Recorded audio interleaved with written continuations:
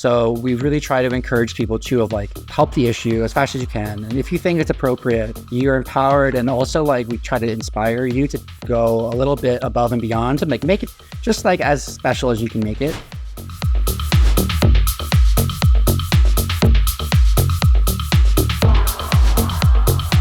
Welcome to the Startup CEO Show. I'm your host, Mark MacLeod. I've got a different episode for you this week. Normally I sit down with CEOs, but my good friend Steve Bajuvez recently left FreshBooks. He had a 14-year tenure there, and for most of that time, he led support for FreshBooks. For many companies, support is sort of just a box to check. It's an afterthought. It's important, but not strategic. For FreshBooks, their support function was deeply strategic. They're not so secret weapon. So this episode really is a masterclass on how to make customer support strategic in your business. I hope you enjoy it. Steve, welcome to the Startup CEO Show. It's a true pleasure to have you here. How are you doing today? Hey, Mark. Thank you so much for having me. Super excited to be here and to see you and talk to you again. Yeah. So for everyone watching and listening, Steve and I go way back. I think I first started advising FreshBooks in the 2010 timeframe, and you were there, and you were there right up till now. And and of course, we worked together for 2 years when I was there full time. And then this is actually a first for us on the Startup CEO Show. To date, we've, as you might guess from the name, have only interviewed startup CEOs. But Steve led the support team at FreshBooks for the entire time that he was there. And support was a not so secret weapon for FreshBooks. And I thought it'd be really interesting to just dive into that and unpack what made that so strategic. And because I think a lot of companies don't necessarily think that way about customer support. It's it's a box I need to check. They're not really thinking about how to turn it into, a really strategic weapon. And so I think that's a lost opportunity. And so that's the goal here, is to see you again. So checking the box on that, at least virtually. And let's unpack support. And so maybe just start off with what made it so strategic? What was and I realize you spent 14 years in FreshBooks and not in other companies, but from your vantage point looking back, what made FreshBooks support approach so unique? Yeah, for sure. It is interesting in that we all experience support interactions constantly. And it's something as consumers, it can get really painful. And I think that our default expectation when we deal with companies is that okay, I need to call in and I got to brace for impact as I do this. But then when we go to make some choices for our own companies, it's we often maybe just look a bit more at the numbers than the actual experience that we're providing. So yeah, when I joined FreshBooks, I honestly did not know what I was getting into. You join a startup and there's this element of excitement in that a lot of bigger companies have established this is the way that we do things, but in startup world, there is no way of doing things. So you really get to make up a lot of it. And when I joined FreshBooks, I didn't know what I was getting into, but I saw that the people and the energy there was really exciting. And then as I started in support, so I started, I think pretty much just before you started advising. So it was early 2010. I was very young in my career. I started as a support specialist, and I remember when I had first joined, I had heard that support mattered a lot at FreshBooks, but I still hadn't really experienced it yet because I didn't have a small business. I wasn't using the product before I joined or anything. But when I started working there, you get this vibe of what type of caliber of person they brought onto the team and what they actually meant by going above and beyond to helping people.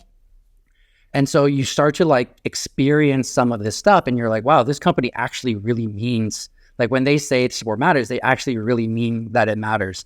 And there was this maybe the first introduction to what that ownership will look like for me was that what FreshBooks is for those out there that haven't used it, it's an online accounting program that helps small businesses run their business. At the time, we were largely focused on the invoicing side of that, invoicing and expense tracking. So a lot of our customers used us to send out invoices, and especially recurring invoices that would go out. And I had this one support case very early in my career, like maybe the first week that I was there. And pretty much what happened was this customer had set up their account kind of incorrectly, and all of their invoices that were set for recurring didn't have a certain checkbox checked on their taxes. And so they had to go and update them. So I was working with a colleague of mine whose name is Daniel Tsang, and he had been working there since, I think he was employee number 4 at FreshBooks. I feel like Daniel lived in the office. I remember wondering at some point, does he just live there? He might have been. It was definitely an office that you could have squatted at, for sure. Yeah. There's a lot going on. And I sat down with Daniel. I'm like, hey, this is our situation. Pretty much all of these profiles, all of these templates are broken. And I asked what's how do you fix this? And he said that, we don't really have a script for that yet. So you would go in and you would click on edit for each one of them and change the setting. And I was like, oh, okay. So we would just do that. He's like, yeah. And I'm like, oh, okay. There's thousands of these. It would take us 3-4 hours to go through this one account to get all these things. And then there was this pause that we had of okay, I'll get the coffee and we'll just start clicking away. And you would just this was the default behavior of just doing whatever it took to help someone through their situation. And I think that was ever since that time, I'm like, okay, that's the bar. And we're going to meet this bar as long as we possibly can. And so that was kind of it really did matter to everyone there. This may not have been the case throughout all of FreshBooks history, particularly after introducing the payments product, because that payments is difficult to support, more so than software, right?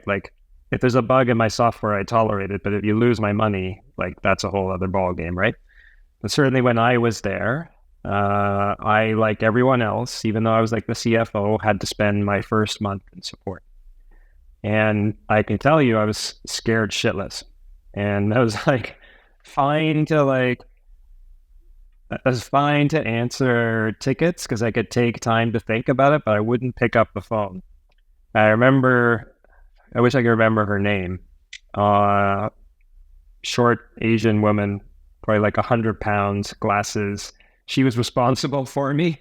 And she's yelling at me, "You're going to pick up the phone," or "You're in trouble." I was I felt threatened. I was oh fuck, I better pick up the phone. And that just really did a lot, right, to make sure that, well, first of all, I understood the product, but second, I understood the customer, right? And so important that everyone, I think support doesn't, it's almost it's like the Rodney Dangerfield of departments. It's just not, it's not respected. It's just a thing, it's off in the corner. FreshBooks, you called your team the rock stars, and you were kind of front and center, literally front and center in the office, right? How did the rock stars name come up? Were you part of that, or did you join the team that was already called the rock stars? I believe I joined, and they had already coined the term rock stars, and I think that the kind of it seemed like rock stars were something that were had high egos and were cool and stuff, but I think how we meant rock stars to be were rock stars is you go to a rock show and you're just so impressed by the caliber of skill that these people have. And it's wow, that was great. You have this feeling of, I interacted with this thing and I feel pumped after doing that. And I think that was more the angle that the team was going for, which they totally hit. And yeah, to your point, Mark, the expectation at FreshBooks was anyone who joined, anyone. So you as CFO, developers, people that would maybe have role sysadmins that would normally never talk to customers, everyone would spend an entire month on support. And interesting enough, I believe before 2010, the time was actually 3 months. So you would hire a developer, you got lots of projects to do, you hire a developer, they're on support for 3 months, just not doing anything else. We had this big mandate of you cannot bug this person. You can't bring them into meetings. You can't kind of skirt the system or anything. They are a member of the support team for this amount of time until they graduate. and then you would be able to like take them, and then they would go on to their job. And this whole kind of like as you can imagine, that's pretty impactful to a business. Very, very, I would say it's restrictive. Got a burning fire in development, but no, this person's like they're on support. Hopefully, yeah. And at the time too, there was no real condition of like when you would move over. It would just be like, oh, I think they're ready. So we evolved that a bit. So it was a dedicated full month, so that there was a start and finish it. So it was a bit more predictable. But it kind of really started like any of that stuff really started with this like founder mentality that support mattered. And looking back, Mike, Joe, and Levi, who are the founders of FreshBooks, it was them that believed that this was something that we stood by. And because of that, really allowed us, and like there's a bunch of like practical things that I want to talk about, but none of them would have happened or mattered if this one thing wasn't true. So as like CEOs and founders out there, like if this isn't checked off on your checklist, then all of the rest of investment and support is kind of a bit questionable. And that is like, do you as founders believe that your customers value having a good support experience and that this will matter to your business? And are you really willing to stand by that when you're tested? Because every single person will say, yeah, for sure. Of course, support matters. Like who's going to argue against that? And then when you're tested on it, then that's really where it becomes like, is this true or not? So for us, like testing on it meant like, hey, would you delay launching a product by 2 weeks because the support experience is bad? And a lot of people at that point are like, we really need to get this launched. It's already delayed. Or will you take a developer off of another project to make sure that this team's support experience is good? Or would you refund a customer that messed their own thing up? A big refund because they made a mistake. Like, are you willing to make those hard choices? And for us at FreshBooks, this was 100% true, where the CEO founders, Mike especially and Levi, were totally bought in on this concept that it made our lives doable. And I believe the story, probably better told by them, but the story that we would tell our support people of how it came to be was FreshBooks used Rackspace originally when FreshBooks was getting started. And there was not a lot of internal skill set at the time to be able to deploy and launch an application on Rackspace. So we would have to call, FreshBooks would call, and then Rackspace would like walk us through every single button press and all of the things. And for Rackspace, they had this concept of, I think it was fanatical support, and they really lived this kind of concept too. And Mike and Levi and Joe were like, wow, this is like really changed our ability to run as a company because we are so supported by our partner that we have to do this for our customers. And so it's like this, it's almost like infectious, where you experience something that was so game changing for you that you want to pass it on to your customers. And I've talked to many FreshBooks customers over the years that, because they got such a good support experience from FreshBooks, would also be like, we are going to change our support mentality and we are going to be there for our users. And it's kind of like just spreads, which is a really cool aspect of it. So this concept of like taking a full month of your new hires was really because of that. And to your point, when you were going through it, like one of the key things is that you really get to know our customers in a way that you would never have known. Like when you were going through it, Mark, like what was like when you were actually talking to FreshBooks customers, like how did that change your mentality of like who they were? Yeah, so FreshBooks very much served the S and SMB, with some exceptions. There were like web hosting companies that had huge invoice volumes, but like the experience that stands out the most for me was having to help a customer figure out if they were on a Mac or a PC so I could properly advise them.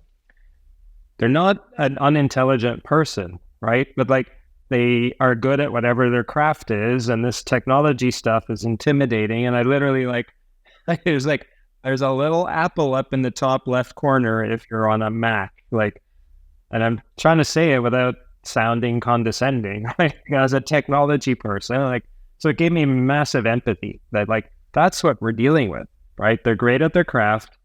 And that's also, by the way, that completely ties into the positioning of the product, right? Nobody starts a small business to spend time on back office, right?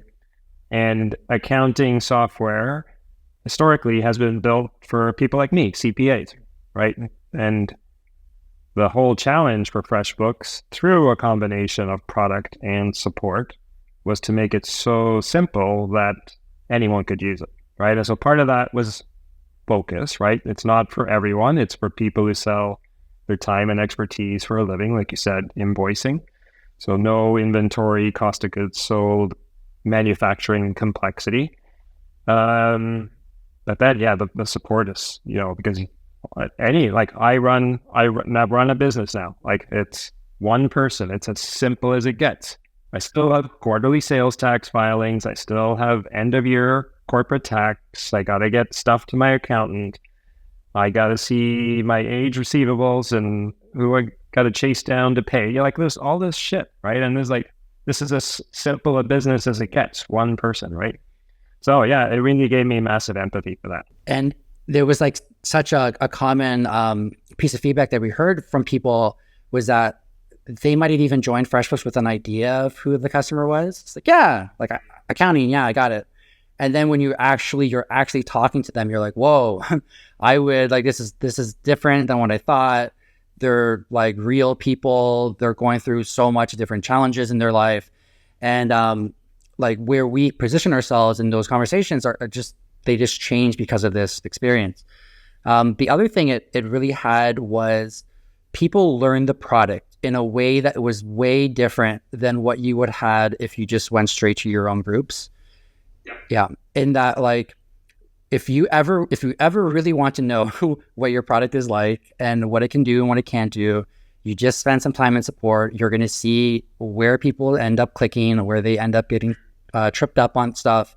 So by spending such a long time and seeing so many different use cases of how people used us, it let that new hire really get the feel of breadth and depth of what they were working with.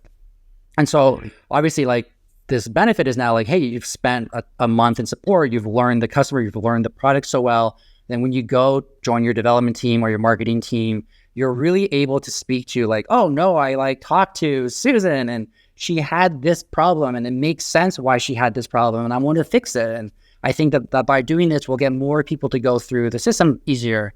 And so it made them much better at their roles by being able to be set up properly at the start. Yeah. There's also this element too, and this is kind of I think the first two are kind of a bit more on the obvious side, but there was these other two elements that doing this time of support gave FreshBooks that were actually a huge cultural impact for us.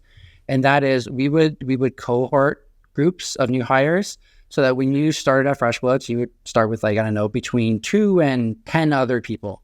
And that cohort went through this month together. And it really created this bond. And because it was a mixed match of departments that were going through this, it created this bond that once they were done support, they had this group of people that they hey, I know, I've worked with this person now for a month. I know them. I'll see them in the office and we'll still hang out after work together. And it created this bond across the company that became very impactful for us of just feeling you're a part of a bigger team. That was great. And lastly, it created this empathy for the support team because to your point, supporting the industry is it's not the most glamorous of roles. And there's this certain level of it's an entry level type thing. But when you do it, it's wow, this is hard. You got to be you got to know your stuff. You have to be empathetic and you have to be able to context switch so much and really such a wide range. It's actually a very draining profession. And you're constantly talking to people, even if you're having kind of a rough day, normally you can just put your headphones on and just crank out some work.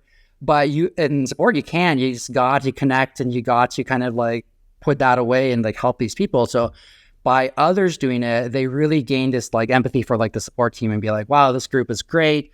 We love them. We're in the trenches with them and we want to make sure we can do whatever we can do to help them. So like we'll be a bit more conscious about like what we build and what we help them with because we've like lived through it. That's such a huge point. Yeah, I really, it's so true. Yeah, there's normally, like you said, entry level, often its own corner, but yeah, it was front and center. I'm curious, either when you look at yourself, and you obviously hired a ton of people into that team over the years, is there like a certain set of DNA that you're looking for that makes like the ideal person who can handle that and show up every day and give? Because essentially that's what you're doing, right? You're giving of yourself every day. Yeah, for sure. It definitely ends up being like a pack of strays. Like we had such a range of like, oh, where did you go to school, right? And what did you do in school? And there was like math grads, there were like biology grads, people just in arts, people that didn't do school at all. And it's just like that journey almost is like, because the fundamentals of support are like, hey, are you like good at problem solving and are you empathetic? Because you get those two things, you're like 90% of the way there, and that you'll be able to talk to somebody, want to help them, and then be able to figure out what's going on and help them. So we're like, where we ended up was largely around, are these people the type that want to sit, hear an issue and are intrigued by it and want to continue to try to like figure this out and help them. And those people ended up being such great support people. And you also have this effect of, because they're so varied in where their background was, and that coreness of like, hey, you know, they're great problem solvers, they actually work really well in a lot of other departments. So where you end up is you end up having this really awesome farm team within your company to just like really promote from. And when you, so this was like maybe a thing that I was most proud at FreshBooks is you would hire somebody, they might not have any experience in tech. They would work in support for a couple years. They know this product inside and out. They know our customers inside and out. They are great culture fits.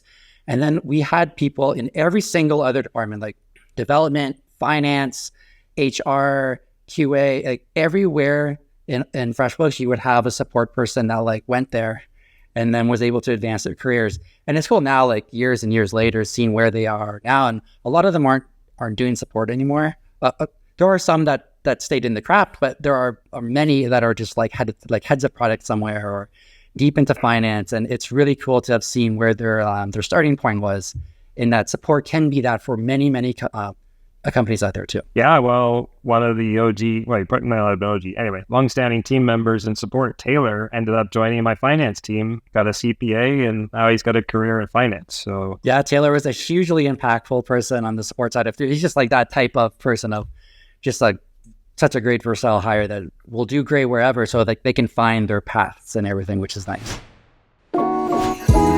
This episode is brought to you by Fellow. Tell me if this sounds familiar. You wake up, you take a look at your calendar, and you see it's filled with meetings, stand-ups, weekly check-ins, one-on-ones, town halls, and those are just your internal meetings. Some are productive, but some are definitely slowing you down. Be honest with yourself. How many times have you thought this meeting could totally have been an email? Now consider that in the US alone, there are 55 million meetings each day, and 85 to 90% of those don't have an agenda. Fellow is on a mission to solve the meeting problem by offering the only AI meeting management solution that covers every part of your organization's meeting workflow. And as a Startup CEO Show listener, you get 300 free minutes of AI recordings if you sign up today. Go to fellow.app/CEO to start your free trial and start having better meetings. now I subscribe to lots of SaaS applications, but when I need support, right, they're kind of forcing me down chat or send an email, or like even the worst, go to some knowledge base. And so it makes me not want to seek out support. And then meanwhile, FreshBooks published like a 1-800 number and like, hey, give us a call. And like, I remember basically Mike wanted to, like, if the phone wasn't picked up within 3 rings, every phone in the office rang, which it's just like mental, right? Like I think about when I have to call the airlines or call my telephone provider to get support. Like, well, here's going to go 35, 40 minutes. It's like, I'm just lost it forever, right? Just a wild experience. And just any thoughts on that and its impact? The fact that customers were just encouraged to just pick up the phone and call us. Yeah, this whole like, can you make the support experience as painless as possible? Because 100%, like what you see standard is this concept of like, I want to deflect these customers away from us because support's going to be expensive and we have to like fund it. So if you can just like figure this out yourself, amazing. But like the whole kind of purpose of that, especially as like a growth company, is like you're spending a lot of money to get these people's attention. And you're like, they want to talk to you because something's wrong. And then it's like the idea of like, no, go away and go and figure it out on your own is like a great way for them to also figure out another company that might solve that problem better, right? It's like really deflecting your spend away from yourself. So yeah, what the original goal with how FreshBooks was set up is, you want to talk to us, you can talk to us. You go to the .com site, the freshbooks.com, big bold letters, you see the phone number. And what we had done with it too, and we did this for the longest time, like maybe over a decade, was if you called that number, you would get greeted by a real person, like no like phone tree, no IVR or anything around like press 1 for this. You would talk to like a real person to pick it up. That person is going to solve your problem. So they're not going to pass you over to anybody. It's like they're trained enough that they would be able to like fix this thing for you. And that like so different than what the status quo is of service. Like you would often catch people with food in their mouth that are just like, oh, I'm like was not ready for a person. They're just settling in for a long wait. Yeah, I got to call you back on Netflix while I wait.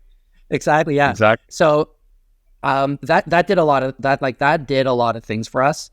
One was that you start this like generally when you have this like support interaction, it's because of something. So like, hey, I'm trying to do something, it's not working. I'm a little bit annoyed.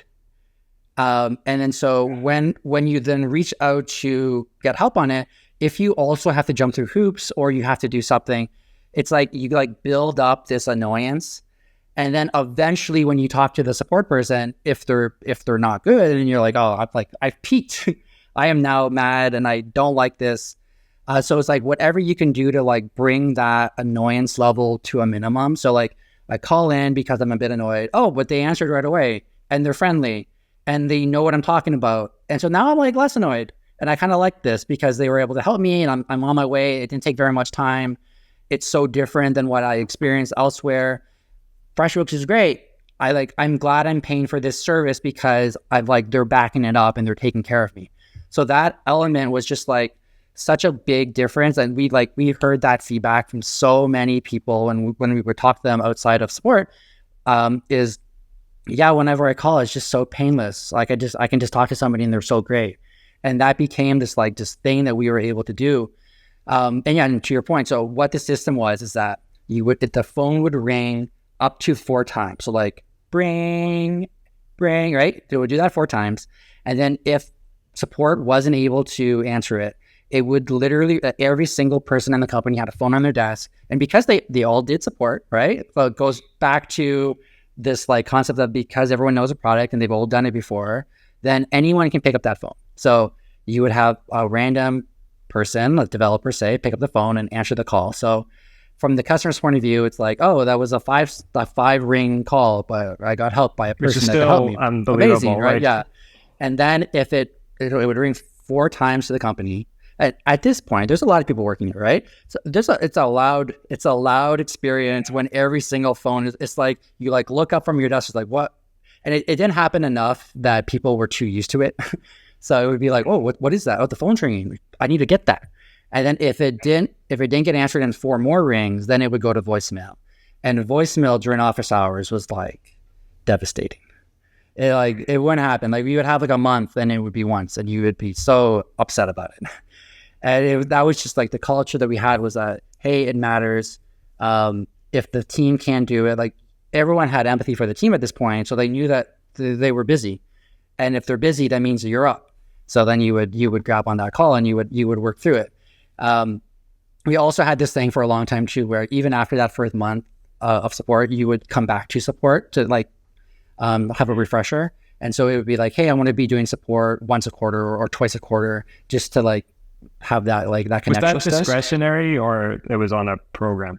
It evolved kind of over time. At the very early days, it was like mandatory, and it was longer. It was like a week. Like, hey, once a quarter, you're doing a full week of support. But then it changed over time so that it was a bit more flexible. Of you can pick a day, you can pick your days of when you would do it. It was still expected that you would do it, and then over time, it changed from there. But when we could, and in the earlier days, that we really held it, and it really allowed people to like keep that their kind of like skill sharpened, because you do lose it over time. The product changes over time. And product changes, yeah, for sure. So yeah, that was like this phone mentality that was just so strong. And then through that, we'd also try to find times just to like, hey, like how can we make this support experience just a bit more wow? So we really try to encourage people to of like help the issue as fast as you can. And if you think it's appropriate, you're empowered. And also like we try to inspire you to go a little bit above and beyond to like make it just like as special as you can make it. So there's lots of like stories around where, hey, I was talking to somebody, they want to like say pause their account because they're being deployed, like they're they're in the military, they're going to be deployed, yeah. And it'd be like, I want to do something for them. They didn't ask to do anything, but I want to do something for them. So the person would Google like, hey, what are the top things that if you're being deployed that you would want? And socks came up a lot, of like having really great and plenty of nice socks. So you would go and you would just like, you would have a budget. You can just go and buy something, send it to this customer as a gift saying like, hey, I hope everything goes well. Here's a gift that I saw online was like a good touch. And it was just like something extra to make the experience a bit special. And it wasn't like, the goal wasn't to get them to buy anything or do anything. It was just like, you're a person, you matter to us, here's something. And then often they would just be blown away of like, why? Like, why would you do this? Thank you. It means so much to me. And then sure enough, they would tell their friends and they would say like, hey, FreshBooks is amazing. And you would get sometimes you would get some great word of mouth out of it, which is nice. But often it just made the support team feel loved. And when you get a team that feels loved, then they want to be there longer and they want to help out more. It was just like this really cool thing that they did. Yeah, that's huge. It's a virtuous cycle, right? Like to your point, right? Support in most companies, you're just dealing with someone who's angry. It's not your fault, but they just show up angry. So there's only so much shit you're going to eat before you're like, screw this. Yeah, and then you have to crank them out too, right? So it's just like, it's back to back on these people that are just upset all the time. You really, it really drains you, and then your lifespan as a support is probably not going to last very long. That's it. So, and then this is the opposite, and then also like, I don't know. When I call support, it's generally to a big company, and of course they are on a traditional paradigm of support. So first of all, it takes forever, or I've pressed like, to your point about IVRs, like 5 buttons or 6 buttons, and then waited, only to find out that this person actually doesn't have the authority. So now I'm on hold, or I'm hunting someone else and I have to explain it again. And it's just a horrible experience, right? Meanwhile, there's none of that here, and you're empowered, right? Your individual reps have the authority to even go and just buy something and delight the customer. And I didn't realize that the origin of this was Rackspace. As one of the Rackspace founders, Pat was just a early massive angel in FreshBooks. I know there was a tight relationship. I had always thought the inspiration was Zappos. Did they ever come up at all as you talked about kind of how to build the FreshBooks experience? I think Zappos was like a key figure. We even went to Zappos' office. They had this program that was like an education program for other leaders to go and learn the Zappos way. I think we did it maybe 2 or 3 times. The Zappos was kind of like the standard of like wow support, where they would like, I think they had this like this legend story around a 24-hour phone call where it's like they had this big thing around like there's no pressure to get off the phone. You help, you stay with people as long as you make people feel heard, and they would celebrate those situations where most companies are like sweating of like, oh, get your handle time down, right? They would embrace it. And I like stories around them sending pizza to people when they had called in and stuff. And so, yeah, early days, Zappos is a big inspiration to us too, of like what we can do for that wow side and that cultural piece. But I would say over time that we kind of shift thinking a little bit, and we moved away from like the wow thing. There was this book that we read that was kind of a bit transformational for our support team that was called The Effortless Experience. And kind of like the core piece of it, like highly recommended CEOs and also support leaders to go and read this book. But the core thing being around the best experience are those that are like painless for people, that they can go, they like one, maybe just like reduce the problems that are causing the support, like having effort upfront to unblock people before they had experienced those. Like that's a big part of it, making it so that it's painless to go through that experience and that people can like get help quickly and like effortlessly. And so that is worth way more than say our sock story would matter. Yeah. Like the socks are a cute add-on, like the cherry on top of the experience, but they aren't the experience. So it was for us to get through this mentality around make the thing better, make it easy. And that is kind of like what we're trying to like build first. And then like, honestly, it allows you to open up the experience a bit more. So what we did find was that there are certain experiences that you actually don't want to call in, right? You just want to like, well, what's like, why is this an error? It's like, oh, just have better error messages so that I could fix it without having to even go to the website to get the phone number. So it was kind of like looking at the experience a bit more end to end to try to like break out of like what is driving support, and also makes you a lot more scalable because you have like a reduced amount of stuff coming in. So we ended up creating the Effortless experience team within the support group, which is like really scrutinized support experience, customer feedback, product experience, work directly with the product teams to remove as much as those usability issues as you can, and just have a healthier ecosystem. And you would see like we would fix things, those issues would obviously plummet because we would have to experience them anymore. People were happier, less support effort on our side. So very, very worthwhile investment to invest in support scalability as you're growing your team too. Is that just like, here are the most common tickets, let's just solve them in the product? Is it as direct as that, or are there other elements to it? You know, at the heart of it, yeah. And then what we'd also looked at, sometimes when you're doing that, you end up with this like series of top 10 that are just like, they're actually really hard to solve for. It's like, oh, this number one thing is the number one feature request, and they would take us a year to do. So we would also look at it of like smaller wins. So we could prioritize multiple stacks and we can give them to different groups to work on. So like if we had a team that was more so focused on the expense experience, then we can give them a list of where customers are getting tripped up for their journeys. And then some of them might be feature requests that are a bit more harder to solve for, but a lot of them might just be little wins that you can do too. So you could have this kind of healthier mix of the two, but overall, they just create a much better product experience because product experience is directly connected to support experience, better support experience too. When I was at FreshBooks, support was still very much people driven, right? I remember sitting down with Mike, the founder and CEO at the time, and coming in with my traditional CFO hat and like, hey, where can I cut costs? And of course, with my traditional paradigm, I'm like, hey, can we dial back support? And it was like a religious topic for him. No, for every basically X customers, we're adding a support rep. It's a linear relationship. Next topic, like literally, like you could see his face go red. And so at the time, it was a human-led thing. And I'm just curious to this point around the effortless experience, how the ratio between people and technology and support changed over time. Did you investigate AI at all? Like, yeah, how did that evolve? Yeah, for sure. So what kind of grew the Effortless team was we had mapped out what we thought our support growth would look like over the next, say, 5 years. And when you add, so the biggest problem with any support team is scaling. And it's like, hey, just the amount of cases that you're getting, eventually you get to a point where a lot of your stuff is going to break, and you just need to shift over to like a different way of approaching that.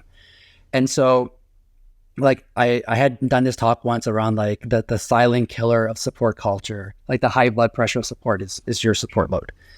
And so what the Effortless experiment was, it was like you map out what it looks like. And it's like, okay, you bring on X amount of support agents.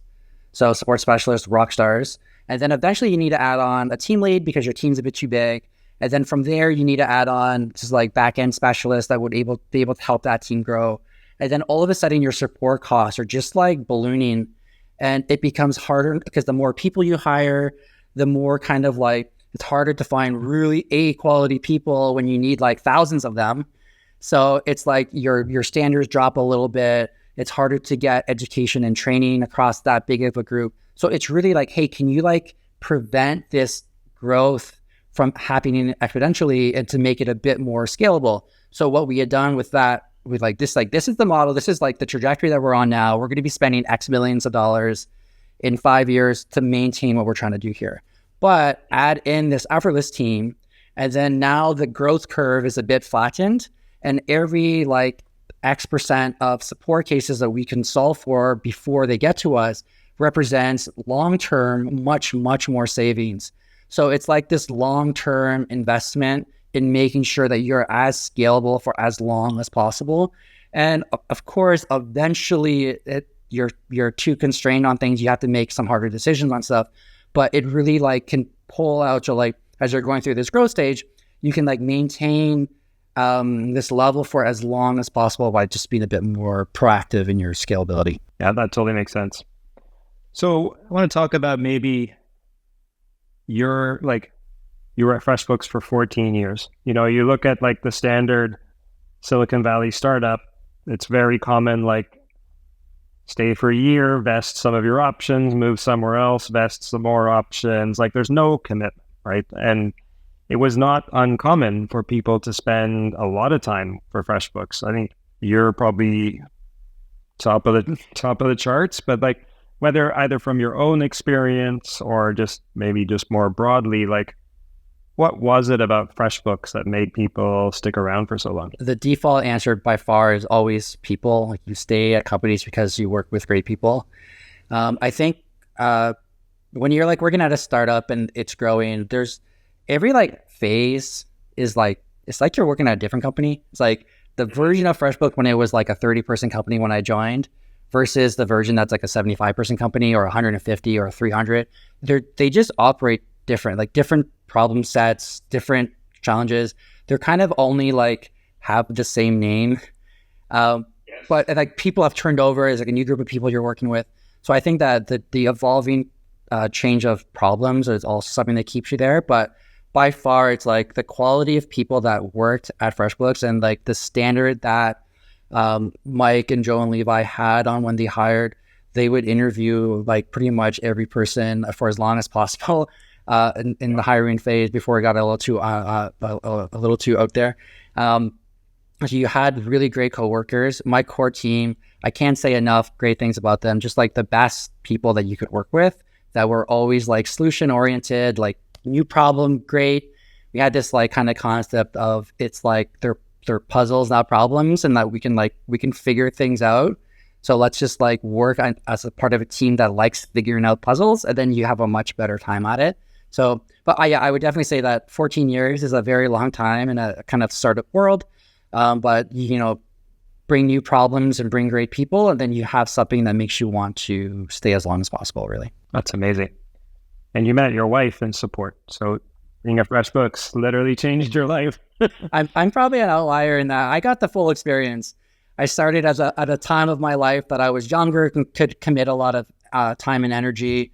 Met my partner, got a family out of it, lifelong friends and everything. Was able to grow personally, my career very much so. Like I really like ate at the buffet and was there for a long time and definitely got full. So amazing. I'm curious, just like, you know, you brought up before the attributes of someone who would crush it in support at FreshBooks. How do you, for people who are thinking about that, like, how do you evaluate that in an interview setting? Yeah, for sure. Like I would, so depending on maybe what stage you're at, if you're hiring your first few support people, you really want versatility in that there will be a type of support person that comes later on that is great at solving a case and that will solve many cases for you quickly, and they're like very efficient and effective. But the early day support, like your load's probably not going to be too high. So you want them to be able to flex in on so many different elements of your business. You want them to be able to handle a support load coming in, but also work with the team to get that feedback and understand what other cool opportunities are coming up that customers are bringing up, be able to have time to explore some of those things. So having someone that shows a passion for problem solving, but then also that is the type that is willing to expand what their scope looks like for the betterment of the business is super valuable. So I would over pivot in the early days on versatility versus efficiency. And then obviously the core belief of like ownership and empathy is like they just have to be the type that will see something and then want to like fix it and do it. Because often what we'll get in support is like, oh, that's a hard one. It's like, how can I avoid fixing this thing? And maybe I'll like pass them over, like, especially when in the startup world, you have a lot of integrations and partners, like, oh, maybe I can like defer this to like a payment partner instead of having to work on it myself or something. You want the ones that are like, I am going to fix this and I'm going to call the payment company and I want to work with our devs to figure out why this happened. That is all going to go into one, making that customer mindset of like, made the right decision on my purchase, but then also, hey, you're going to be probably fixing some underlying issues that are affecting many people that aren't calling you. And then you're just going to have a better kind of ecosystem to work with. So problem solving, ownership, versatility are just like, that's the bread and butter of the early startup world. And then eventually you'll have lots of time to mix those people up with the efficiency people that are great at pounding out cases and that really like to help people. And then you get a good mix of them to grow the team. I love it. That's great advice. Very, very practical. I love it. Maybe final question, Steve. In this conversation, we've covered a lot of actionable tips for people who want to make support strategic. If you were delivering a masterclass to a bunch of CEOs on how to make support strategic, like either recap this or what have we missed? Like if people want to walk out with like the canonical checklist of how to make support strategic in their company, what do they need to walk away with? Yeah, I would say that. So other than some of the things that we talked about, so one, looking at your support experience a bit more end to end to figure out like, hey, as an actual user and not as someone that works at the company and that is like pretending to go through it, but as an actual user that is using the product and then has an issue and then needs to get help. What is the feeling of that? Do you feel like, hey, I was able to solve my problem relatively quickly? I was able to do this in a painless way. And then where you don't have that, like really to understand why, and then to try to address those things. So I would say like really scrutinizing what that support experience looks like is like fundamental, but in a way that is not coming from just like, high level, good enough type thing, but to really understand what that looks like. Build a team that wants to be there. So a team that has a culture of like, yeah, my voice matters. I look around, I see other people on my team and I'm inspired by them. I think they're great. I think that they're crushing it at their job. I want to crush it at my job because we're all great. Like having a team that has that mentality, giving them an opportunity to grow, right? To like learn new things and feel like, hey, you're just not like putting out for the company, but the company's also putting into you too. And so having like support experience, check. Having a great team that wants to be there, check. And I would also say like really understanding like where is the value that is coming from those interactions, and that your customers are reaching out to you for a reason, right? They're just not bored and they just want to talk to you. And so like being able to really leverage like, hey, this set of users that are new and that are signing up, how can we best like make it so that their life is like beyond the support experience, but like the entire company experience, that they find this thing valuable. And so that the ones that are, because I would say maybe like 10% of the people that run into something are actually taking the time to like reach out to you. Many more are going through the experience and then just abandoning you and being like, hey, I tried to do this thing. Didn't really get it. I'm just going to go and Google another alternative to this product. So really understanding like, hey, where's the valuable points of where people are coming in, and then using support as a vessel to like address those to build that better ecosystem for your company. So it's really like the cheat code of you have a great support experience, you learn so much from those interactions, you can make your business better. All of that goes into like having a healthier growth, and then also making sure that people are sticking around, that have signed up because they feel taken care of and their problems are getting solved and they're growing with you. Amazing. I love it. I can tell you from a former CFO's perspective, like what I came to appreciate as the strategic impact of FreshBooks. Like at the time, it was a pretty cheap product, either $19.95 to like $49.95 or something. And so the traditional view would be like, we have to minimize the cost of support because our customers are not worth a lot. But, that example you gave of, you and Daniel spending hours updating thousands of records, or let's send this army person socks, you're doing things that are either unscalable or are actually worth more than the customer's worth. But you are creating delight, which leads to word of mouth, which leads to organic customer acquisition, retention, lots of magic. And the hardest thing, particularly in SMB, is distribution. It's hard to pay to acquire a whole bunch of customers that pay $20 a month, as an example. You really need that organic kind of free traffic as well to make your blended cost of acquisition work. And certainly in the FreshBooks case, support was the thing that provided that. Yeah, you would see it all the time in NPS feedback, CSAT feedback around support being the thing that they're thinking about. So it definitely pays out in the long run too. It's been amazing, Steve. Thank you so much. And thank you so much for sharing this. Truly, actually, I've been part of lots of technology companies. It's a pretty unique experience, the way FreshBooks ran support. It was great to see you again. Awesome. Yeah, great. I really appreciate you having me on the show. And if we can aspire more companies to be great at support, we're all better off for it. So 100%. Hey, thanks for listening to the Startup CEO Show. If you'd like to connect with me, be sure to visit my website at markmacleod.me, or follow me on LinkedIn at @TheMarkMacLeod, or Twitter at @MarkMacLeod_. And if you want to tune in again next week, be sure to subscribe on YouTube, Spotify, Apple, or wherever you get your podcasts. We'll see you next time.